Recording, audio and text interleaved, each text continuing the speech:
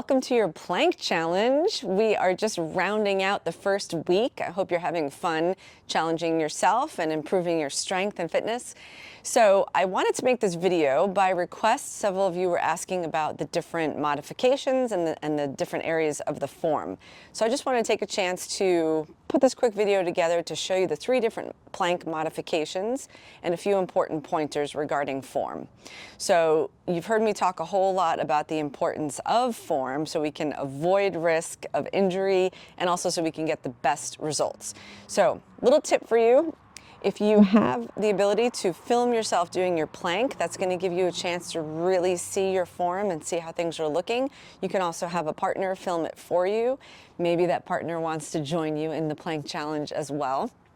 And it's always fun to have somebody to do it with and kind of keep each other accountable. So I highly recommend doing that just so you can get a look and see how your form is looking. So I'm going to begin by showing you the wall modification. And with that, I have a wall here, but it's a little narrow, so don't do it on a narrow wall. You'll see my hands are going to be kind of coming off the edge of the wall, and that's not what I want for you. I want you to have plenty of space on the wall. But that being said, it's what I got, so this is what we're going to use. So when you have your hands on the wall, you're going to start with your thumbs kind of pointed, a little bit of a 45-degree angle. You don't want the fingers pointed directly up, so kind of rotate the hands out a little bit.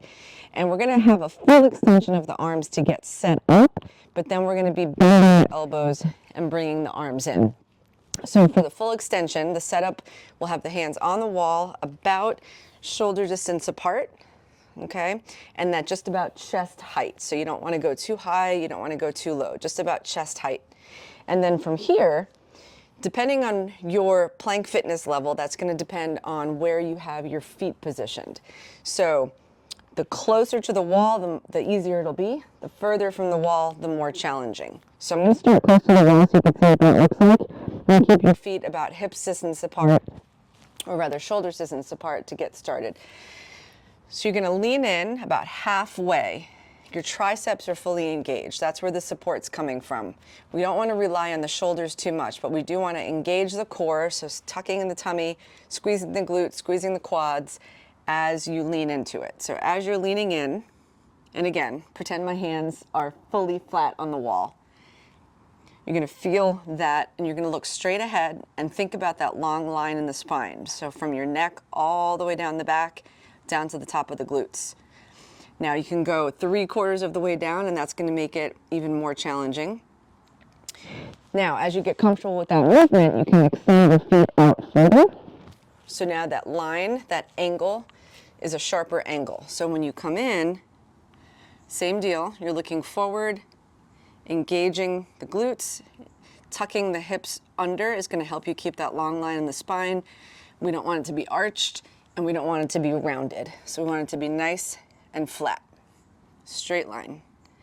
And this is where the hold happens. So you'll be counting from the midpoint or the 3/4 point. Now, as you start to get more comfortable with that, you can think about taking it down onto the mat. So we're going to do a modified version on the mat with the knees down first. So the knees down version, here's the setup for that. Same deal, you can have your hands on the mat or you can use forearms. So depending on your wrist mobility, if that is uncomfortable for you, then I recommend the forearms. So I'll show you both. So the first one,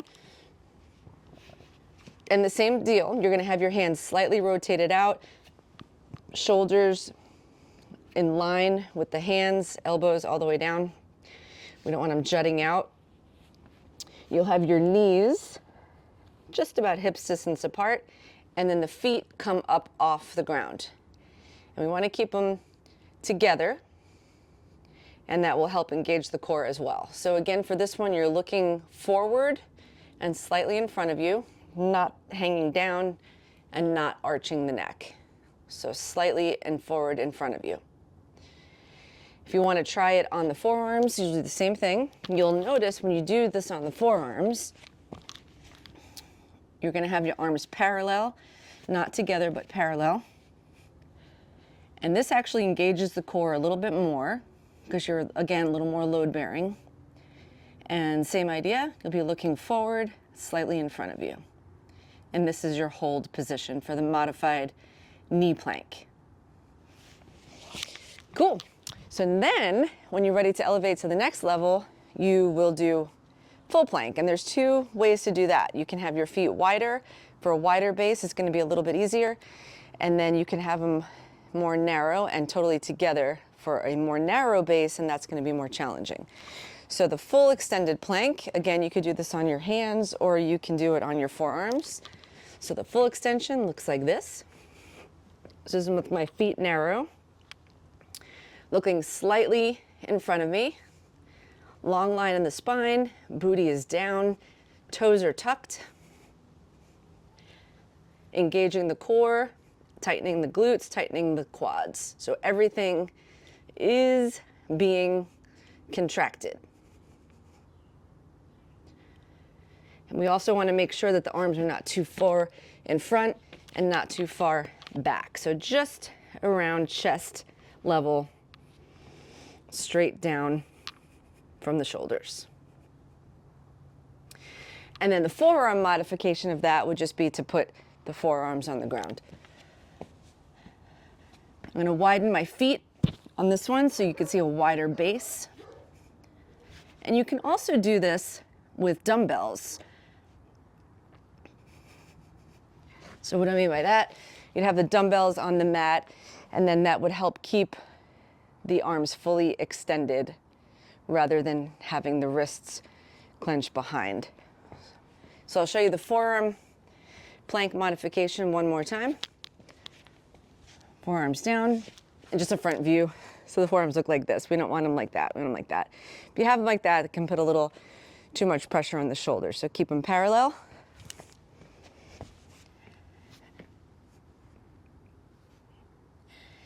And begin your count. That should do it.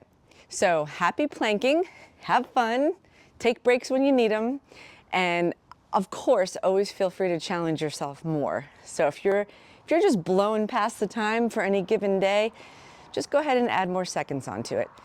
And that's all. Hit me up with questions or leave it in the comments, and I will see you all next week. Bye for now.